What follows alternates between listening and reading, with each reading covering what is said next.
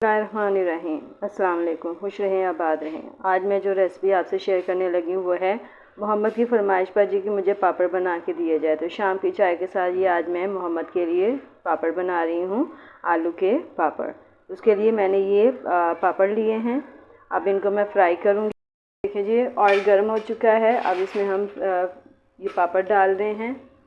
इन पापड़ को बनाने के लिए, तलने के लिए ऑयल का गर्म होना बहुत ज़रूरी है, इसलिए तेल जो है फुल गर्म होना चाहिए। देखिए माशाल्लाह से कितने प्यारे फूल गए हैं। ये बहुत टेस्टी होते हैं। आप भी अपने बच्चों को यही बना के दें। ये आलू के पापड़ हैं, बहुत मज़ेदार होते हैं, कलरफुल भी होते हैं। और ये मैंने वाइट कलर के चूज़ किए थे, तो मैंने कहा चलो आज ये लेकर चलते हैं। तो ये बच्चों के लिए बहुत ही फ़ायदेमंद होते हैं जी। कितने मज़ेदार बने हैं, कितने अच्छे लग रहे हैं। मोहम्मद हमारे ने तो उठा के खा भी लिया है पहले, और आप भी अब इसी तरीके से अपने बच्चों को बना के दें।